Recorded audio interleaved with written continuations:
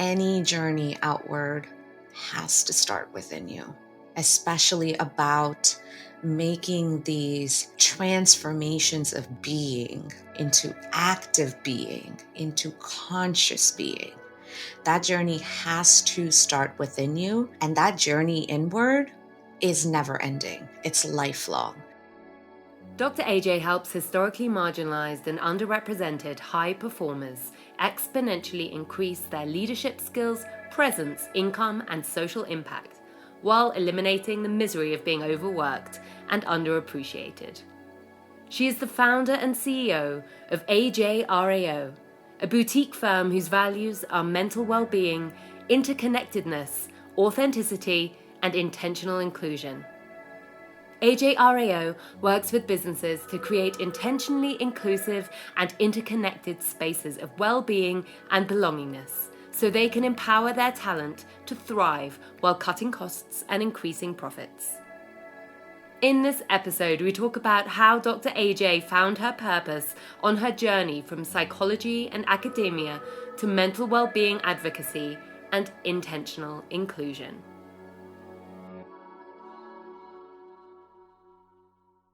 You're listening to Going Conscious, the podcast where we discover new ways to live a more conscious life of fulfillment and freedom.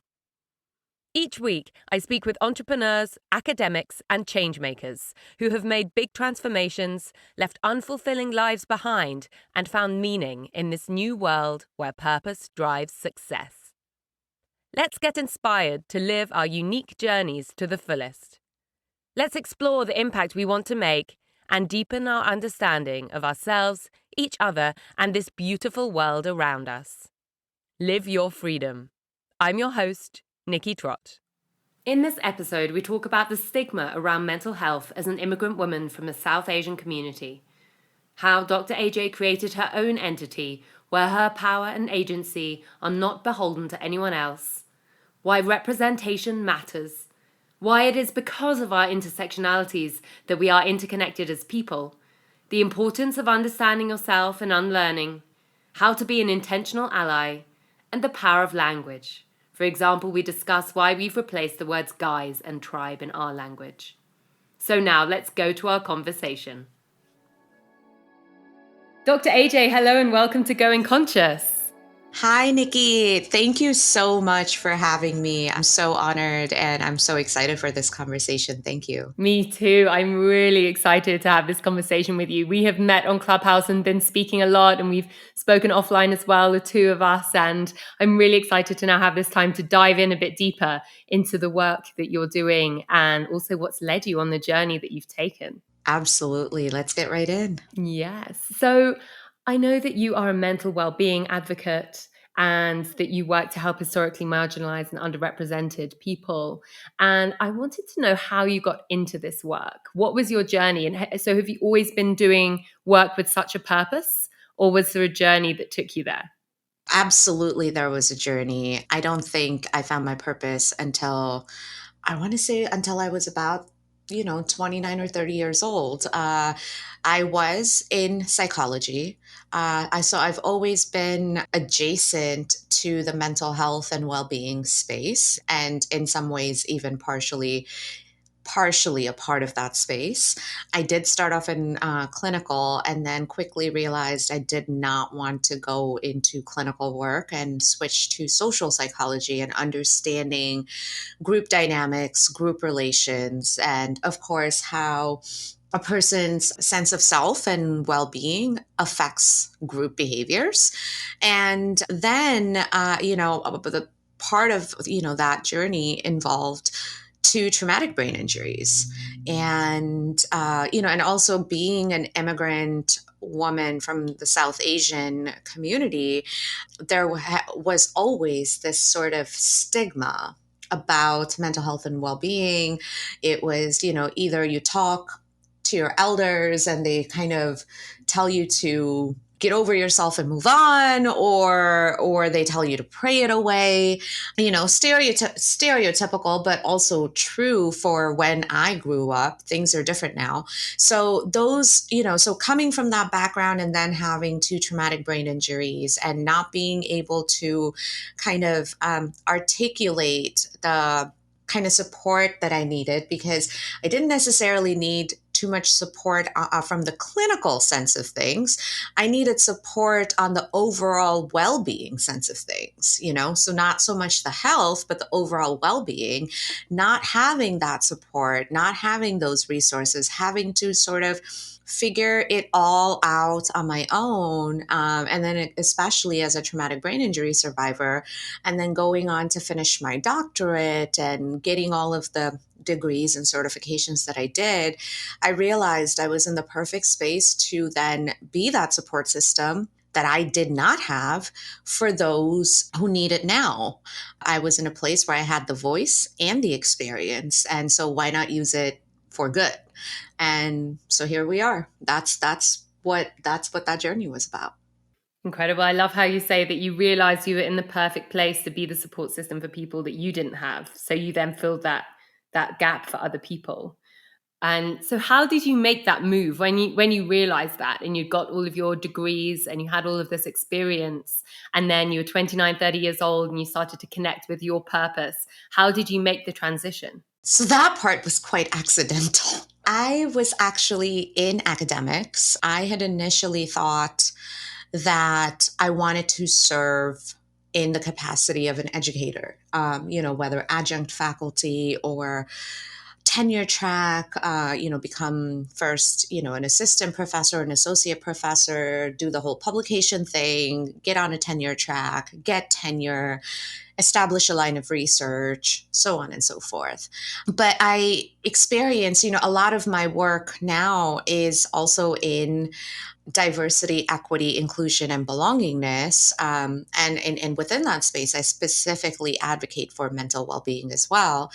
And I bring that up because as I was going through my academic journey and wanting to go into academia, I saw the ways in which sort of bureaucracy or administrative red tape, however you want to label it, how that really minimized already underrepresented voices, and how it marginalized professors or educators from certain backgrounds as well as students. And there wasn't that much power afforded to individual educators in that space. Especially with grad students and all of that, it's not like we have unions. We don't have any sort of protections. And so people were getting taken advantage of all over the place. And I think, Nikki, you know me well enough to know that equity piece, the fairness piece, and the justness piece are incredibly important to me, have always been important to me. They're just a part of my personal values. So I left academia and thought, okay, well, maybe I'll jump into corporate. It's going to be different. It's going to have its, different sets of barriers, but it can't be as bad as academics. Well, turns out I was naive because, yes, the barriers and the issues were different, but they were not at all better in any way. It was equally bad. And so then again, I thought, okay, maybe it's corporate, for profit corporate. Maybe I should go into nonprofit management because, nonprofits are created for the purpose of serving, right? So things are going to be, again, different, but hopefully slightly better, slightly more aligned with my values. And no, that did not work either. So I was actually I took a break for a little bit from everything. And I sort of had this kind of a mini existential crisis of, oh my gosh, is there no space where I'm going to find my values align? Is there no space where I'm going to feel like I can actually contribute and make an impact and have the power and agency that I need to do that?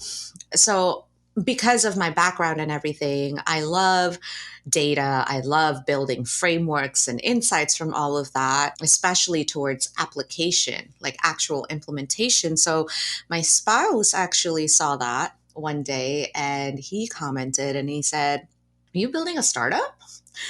And I said, "What? What's what? No, what?" Just I was very confused. And he looked at all of these plans I'd laid out on my table and he said, "This looks like a startup to me. This looks like entrepreneurship to me. Everything that you have out here, everything you've outlined." And I'd never thought of that before. But then, of course, he planted that seed. So I started doing all of my research, my due diligence, took a few courses, and decided that the best way for me to serve my purpose was to create my own entity, where my power and my agency are not beholden upon anyone else, and where I can actually share that power to help others. And so that's what I did. Incredible. I love how you describe how all those pieces came together and then that it was right in front of you. And it sometimes takes an external point of view to show you what you're already looking at.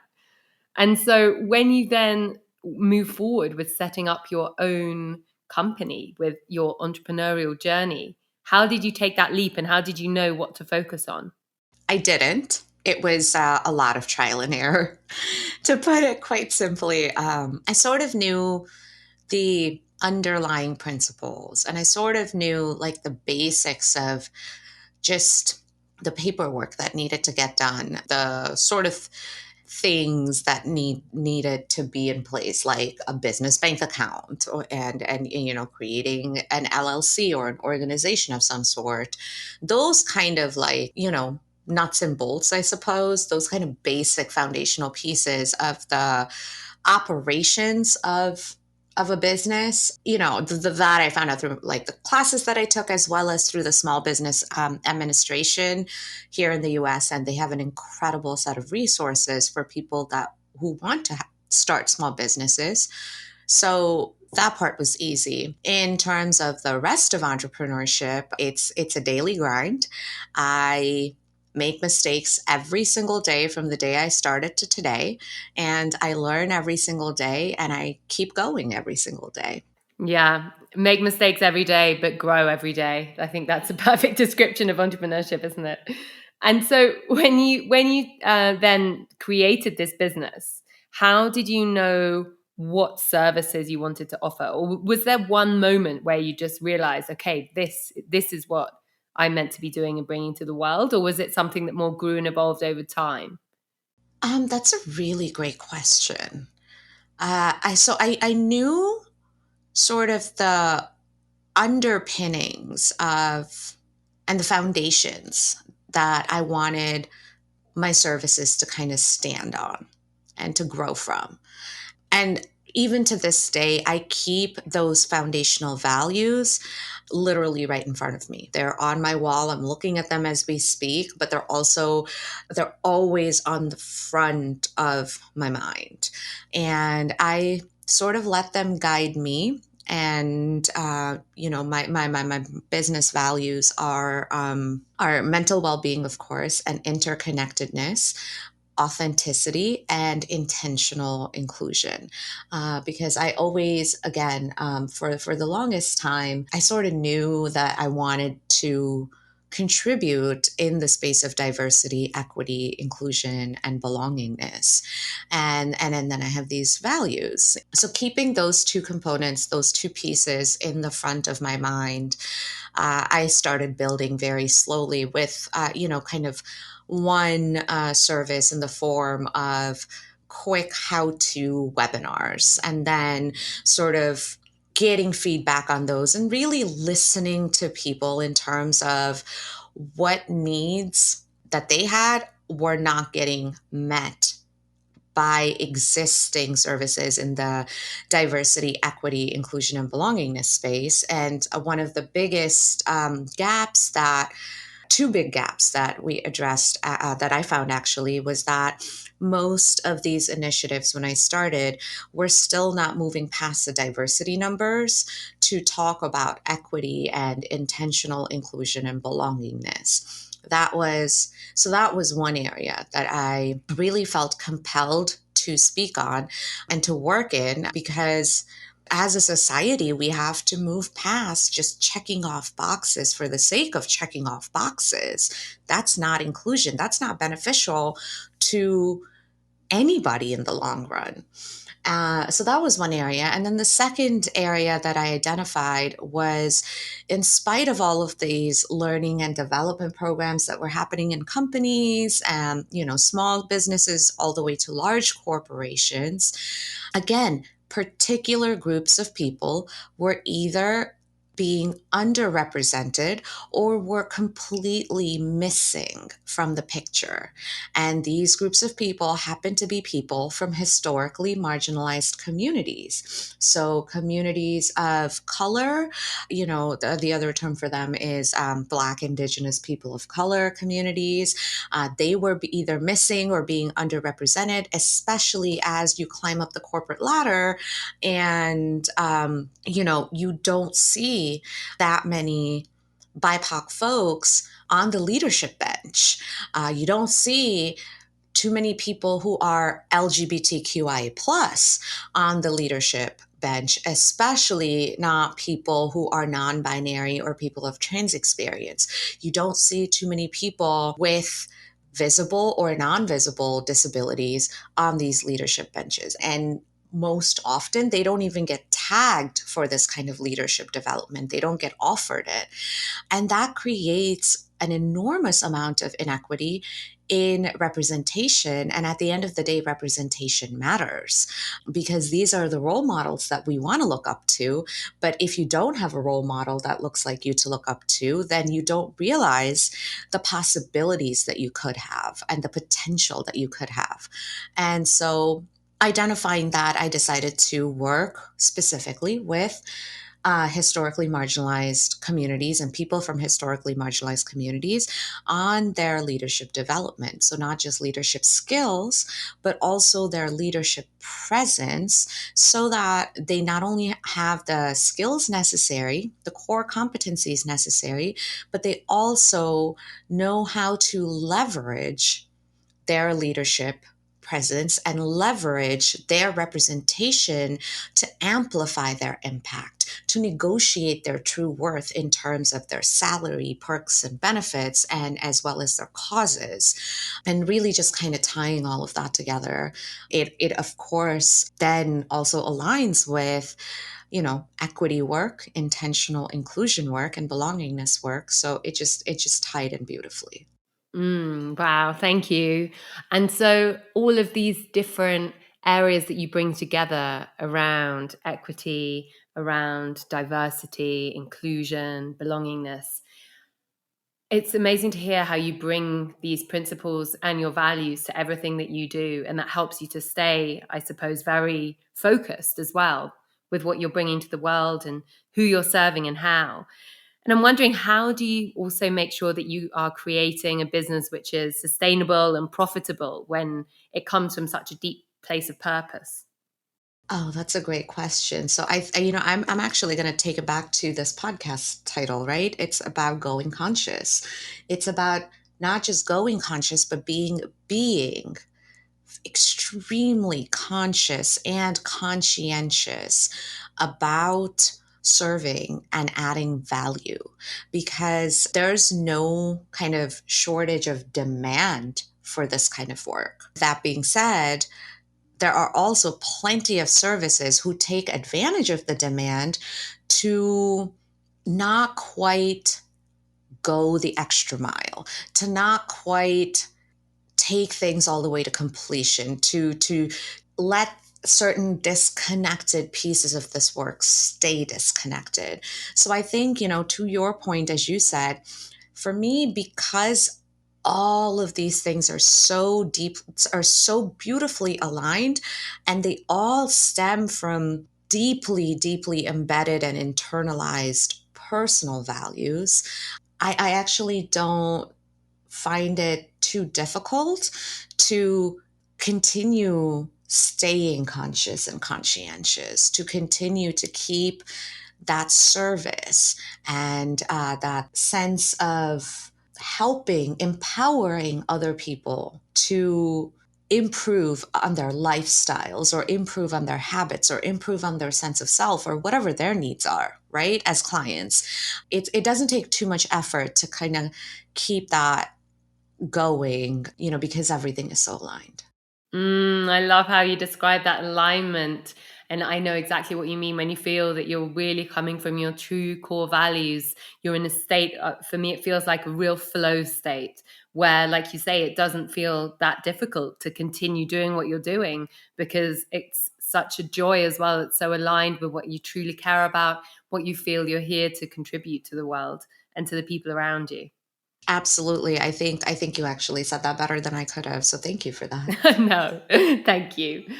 So, what does success look like to you then?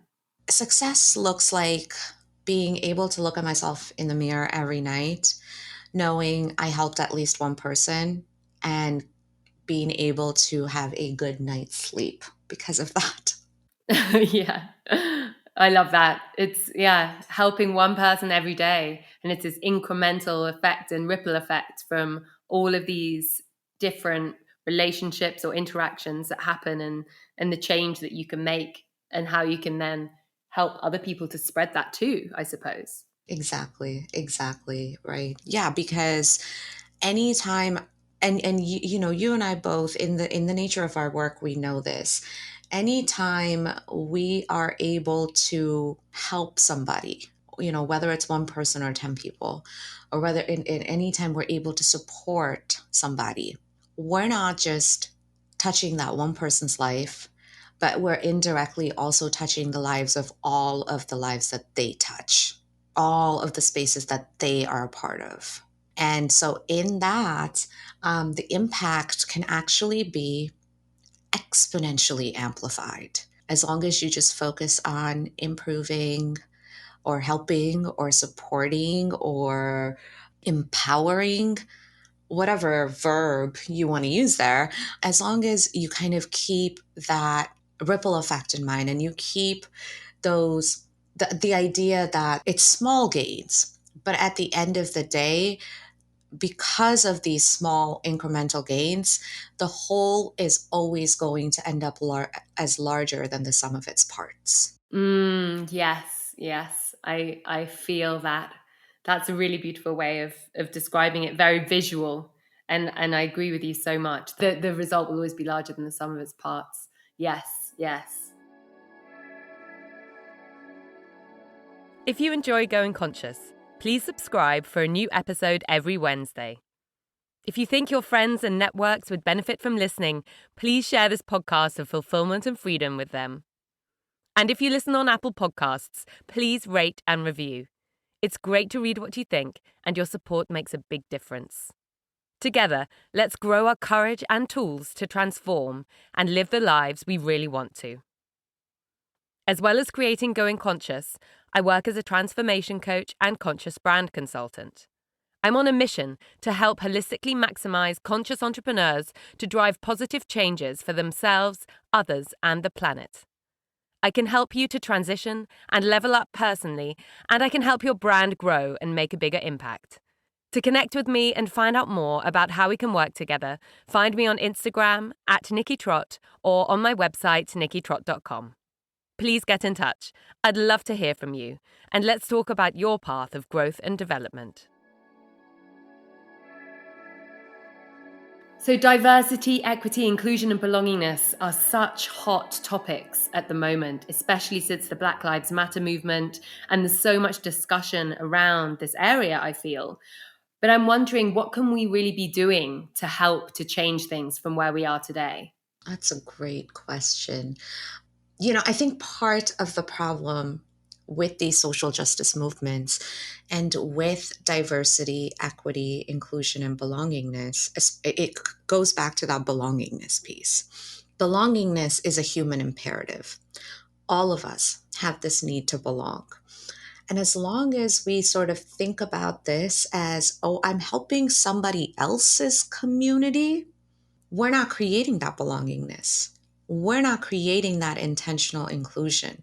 So I think it has to start with us. It has to start with making our own invisible visible to ourselves. And by that, I mean understanding the conditioning that has raised us into adults, the conditioning that affects the choices that we make, the decisions that we take, the preferences we have, the language we use, and understanding again that all of these things are interconnected. We as people, regardless of our demographic factors, regardless of our cultural or ethnic heritage, our gender, our sexual orientation, our ability or disability status, our socioeconomic status, our education, all of these factors, actually, not regardless, it's because of all of those intersectionalities that we are interconnected as people. So when we, so understanding that first and understanding yourself, your sense of self, your conditioning, unlearning what you have to, and then learning the new things that you need to learn so that you can be an intentional ally and advocate for yourself and for your other community members because of their differences from you, not despite them. I think that ultimately is something that every single individual kind of needs to understand, realize, and internalize if we truly want to build this better society for ourselves and for our future generations.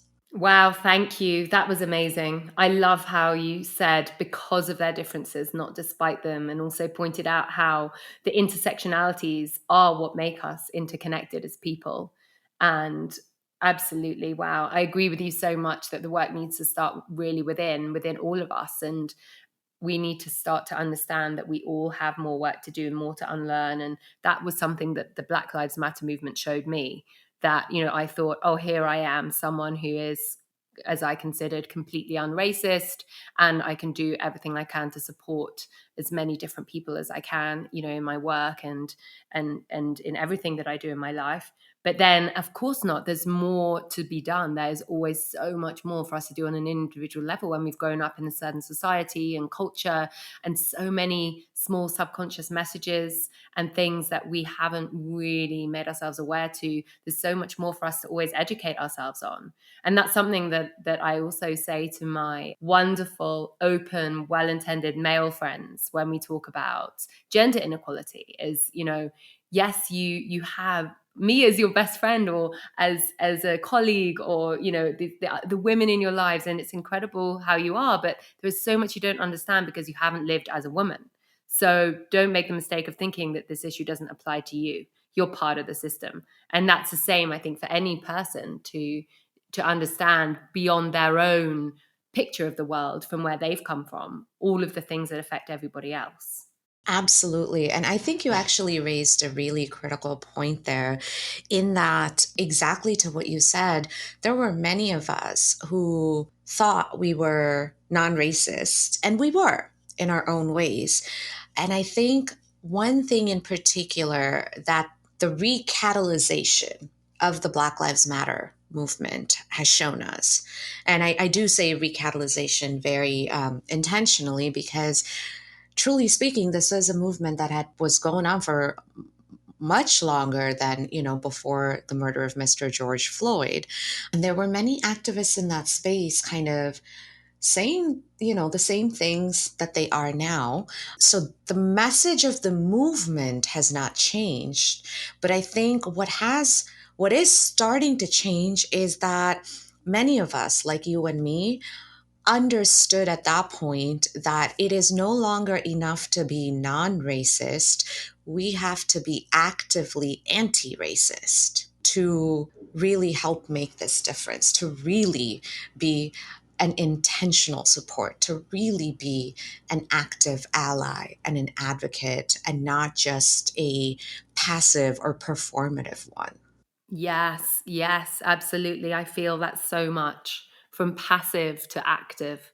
It's a huge change and shift for so many people to make, and applies to so many issues in our world, doesn't it? But it's also, I think, a time now, and we have the technology and the platforms where we're also able to stand up and for our voice to be heard and to be intentional about where we choose to be, with who, and how we choose to use our words and language. Absolutely. Absolutely. Yeah, words matter. Words absolutely matter. Words matter, yes. And we've been talking about words, haven't we, Dr. AJ, quite a lot. And forgive me, you've heard this before, but I haven't shared it on the podcast. So one of the words that started to really bug me on Clubhouse, hearing in so many different rooms and talks, was the word guys being used for mixed gender rooms. And I became first aware of that word when I read the book Invisible Women, and understood how, even though we might be using the word guys to mean all people, at a subconscious level, at the very least, we are still making it even more cemented that the male is the norm every time we use that word. And anybody who does not identify as a guy is being seen to be secondary. And it's been really interesting having conversations around that, which you've been part of many, Dr. AJ, because I think the most important thing is to remain open always, because none of us will have perfect language. But when we understand the power of our words and the words we choose to use, we can then continue to grow and learn and adapt. And it's been really interesting hearing how many people have heard this discussion and said, I never thought about that, but I agree with you, and have taken that flame and taken it on into their worlds, into other places. But then there have been some who have been resistant to it. I was asked by a male, do we really need to change our words? Because that's not what I mean when I use it. So if I don't mean that I'm only speaking to the guys, then you should understand that. And I found that so interesting to see that there was this real resistance to just change a word. It's just a word. This, I think we hold on to words so much, and maybe even have them associated with us and our identity, or our freedom as well, our freedom of speech. So I would love to hear your thoughts on that, Dr. AJ. Yeah, absolutely. And it's sort of, when I hear people clinging on to these certain language quirks and justify them, it makes me sort of chuckle internally, because, and I use this as an example now when I get the same kind of resistance that you're talking about, is, especially to this word guys. I like to remind people that back in the 50s, it was acceptable, and almost supposedly endearing to call your female secretaries, or co-workers or subordinates or anybody else in your space sweetheart or babe or honey, right? That was in the 1950s. Fast forward to today, those are great points of evidence for a harassment lawsuit. Not because the women in the workforce and the powers that be suddenly decided that these are bad words, but that the truth of the matter came out in that they actually weren't all that endearing. They were very condescending. They were an act of a microaggression, a verbal microaggression that reduced the wholeness of the other person, that that you use this word towards, sweetheart. Guys is the same sort of a thing. We may not understand it now, and yes, there are even many people in the LGBTQIA plus community who use the word guys, but again, it goes back to our conditioning, right? And at the end of the day, it's one word. And as much resistance as people are putting up about why don't I get to use that word, honestly, what would it cost you to just use a different word? If I'm saying, like, hey, this is not acceptable, this is not okay with me, this is not okay for many of my friends who are not guys, whether they are women, whether they are non-binary, or whether they are people of trans experience, guys using that word actually minimizes and sort of hides a certain part of their experience and their identity. In that sense, it is not helpful, even if it may not be severely detrimental, which in some cases it could be, but at the very least, it's not helpful. And so, if that's the feedback you're getting about some words, what would it cost you to just find a different word? We have like 80 different versions of a dictionary and thesaurus out there. What would it cost you? 10 seconds of your time? And then practicing it and being mindful of it. And instead of just saying, well, I'm sorry, but actually replacing, every time if you do continue to say guys, instead of just saying, oh my gosh, I'm so sorry, saying sorry and hi people, hi folks, hi everyone. Just to actually mindfully replace that. What does that actually cost you? The negative cost of that is next to nothing. The benefits of that you get in building your community, in supporting other people, and in showing that you are mindful of another person's wholeness and the entirety of their lived experiences. The benefits far, far, far outweigh the cost of the efforts you have to put in. So why not? Why not, pay attention to the words you're using? Absolutely. Yes, I agree. And, there are always going to be unintentional consequences of the words that we use in any situation. So to become more aware or more conscious of the impact of our language is such an important responsibility, I think, as somebody who uses language in any sense whatsoever. And another example, just to bring one more that we've discussed, Dr. AJ, was when I used the word tribe relating to a group of people who are like-minded. And you kindly corrected me and explained that this word can be very offensive to Indigenous people. And as soon as you said it, it made so much sense to me. And I think that's, it's just such an example of we have this conditioning and we have all these words. And it's not about judgment and about wrong. It's just about being open to learn. And I was so grateful that you corrected me, because I was then able to take that lesson and change my language, which I was able to do with tribe pretty much instantly, because I wasn't using that word often. But guys, it took me a year. It took me literally a year. And every time I said it, I'd say sorry. And then, like you say, and I would use an alternative, everyone. And it was just such a habit. But nobody, I found when I was going through that process myself, nobody ever judged me. They were just glad for the awareness. And sometimes a very productive conversation would come from that. But I shared with you, Dr. AJ, how I was really fascinated because I was part of a group on Telegram with about 150 people who use the word tribe in the title, in the name of this group. And they are holistic, open people they are conscious people, actually. That's what it's kind of about. So I felt, and this is going back to this sense of, actually being active.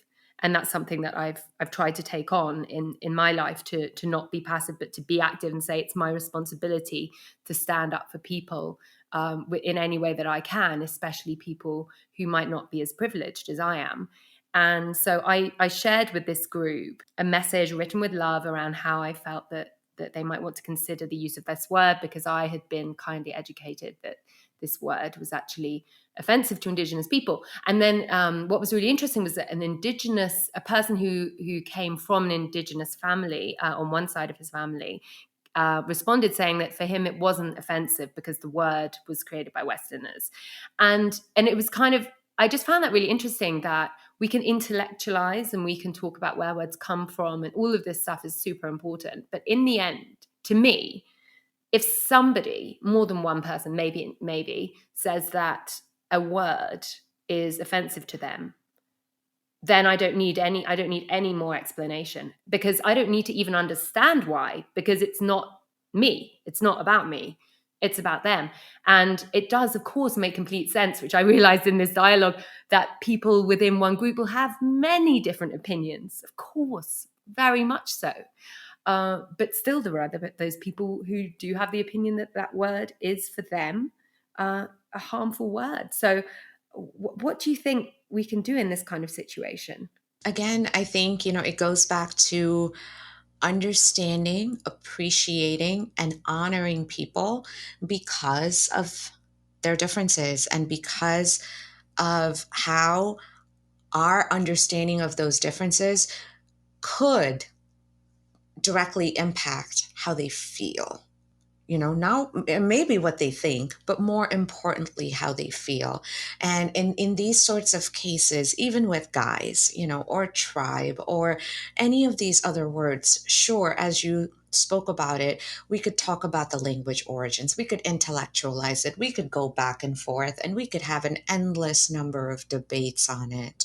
But at the end of the day, and it may not be offensive to everyone involved, even if those people are from a certain community and they are not offended, even for them to understand, while they may personally not be offended, there are others within their larger community who might be offended, right? An example that I like to use here is just a quick story is when I was younger and not as sort of conscious of all of these principles of diversity, equity, inclusion, and belongingness, before I really sort of made sense of them, I would actually joke quite a bit about several South Asian stereotypes, things like the red dot, like coffee's done, or you're here on a map, and I say those to not to be funny, although they were funny at that time. I specifically am pointing those out to say, like, everything was great. I would laugh about it, and my friends and I would laugh about it. And then one time my mother heard me say that, and she was nearly in tears, and she told me, and this is what she told me. She said, I understand that you may think that's funny. Don't forget that when I came to this country, that bindi was actually a part of my identity as a married woman, and I had to remove that or face negative consequences of being considered unprofessional in my workplace. And I even got reprimanded for expressing my identity with that. So, as much as you want to laugh about it, understand that you laughing about it is actually kind of hurtful to me, because we came to this country to give you a better life, but not to have you laugh about your own cultural heritage and or to misrepresent it in any sort of way. All jokes aside, you know this is something serious to me. And that was it. I never joked about it again, because at the end of the day, she was absolutely right in feeling what she did. Not that, and I mean, it was a silly stereotypical joke, and at the end of the day, she was absolutely right in feeling what she did, especially given her experience of being reprimanded and potentially facing negative consequences for something that I was just joking about. And so, what did it cost me to stop making that joke? Absolutely nothing. Not a single thing. What did it what did I gain? I gained a much better understanding of my mother, her experiences as an immigrant woman, and the invisible sacrifices that she made for me and for our family to have a better life. Wow, thank you so much for sharing that story. It's really, really moving and such a beautiful illustration. And like you say, you gain so much more than you lose. You don't lose anything by making these changes. So, Dr. AJ, as we're coming to the end of our discussion today, I would love to ask you, firstly, if there's a key takeaway or message from our conversation that you'd like to share. Absolutely. I think it is, two things actually. One is, any journey outward has to start within you, especially about making these transformations of being into active being, into conscious being. That journey has to start within you, and that journey inward is never ending. It's lifelong. So it starts there, and even as you move outward, the more you learn, the more you understand yourself, the more there is to continue to learn and understand. So you have to To have a positive impact in the world, you have to make your invisible visible to yourself first. Unless you do that, you won't be able to see other people as whole human beings. And then the second one is, again, going back to this whole conversation about words matter and intentionality, it's anytime you face resistance because of your opinions or thoughts, please ask yourself, what would it cost me? Truly, what would it cost me and what would I gain? Thank you. And is there a book that you've read recently and loved that you'd like to share with us? Oh gosh, I read so many books, but one of my most recent favorites actually has been, one second, I'm pulling it up so I can give you the exact. Think Again, The Power of Knowing What You Don't Know by Adam Grant. Thank you. I haven't read it. I'm putting it straight on my list. And lastly, where is the best place for listeners to find you online? I think my Instagram is a good place, and that's at Dr. AJ Jeedigunta. I'm also on Twitter, and that handle is at Dr. AJ Psych, PSYCH, or on Clubhouse, I'm just at Dr. AJ. Amazing. Thank you so much for joining me today. It's been such a pleasure speaking with you. Yes, thank you so much for having me on your podcast, and thank you for this incredible conversation. And thank you for all of the work that you do and all of you that you put out into this world so intentionally, so consciously, and so actively. I really, really appreciate everything that you are, everything that you stand for, and everything that you do. Thank you. Thank you so much.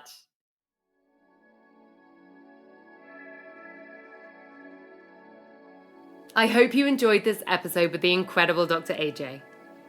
She reminds us that if we want to be active and intentional allies to our fellow humans, we must first start working on ourselves internally, unlearning, opening, educating, and asking some very difficult and important questions. We can then support each other by taking positive action rather than remaining silent. What does this bring up for you? It was great to discuss the power of the words we use and how, any time we might face resistance to changing a word we use, we can ask ourselves what it will really cost us. Let's keep learning and growing together and evolving our language to be more positive, inclusive, and considered. I love how Dr. AJ has her values up on her wall, in front of her, guiding her every decision she makes. I think this is an important practice to help you achieve a fulfilling life aligned with your true purpose. I see my values as a filter system, which everything I do passes through to ensure that it is true to my mission in the world. If you are unsure of your values, check out the tips section on consciousaccelerator.com, which is my website, also linked in my Instagram bio, and you can see a free article there to help you through the process of defining your values. If you enjoyed this episode, please subscribe now. And if you're on Apple Podcasts, please leave a 5-star rating and short review. If you think people you know might benefit from listening to Going Conscious, please share it with them. I know I get much of my inspiration from podcasts which are shared with me. For all episodes, our library, and more, visit goingconscious.com. Your support to spread this positive message of fulfillment and freedom means so much. As well as hosting Going Conscious, I help conscious entrepreneurs to transition and unleash their power and purpose with my transformation coaching and conscious brand consulting work. Discover more on Instagram at Nikki Trott or on my website, nikkitrott.com. I'd love to hear from you and to talk about your goals, questions, or how we can work together. And if I don't hear from you before then, see you next Wednesday on the next episode of Going Conscious. As always, live your freedom.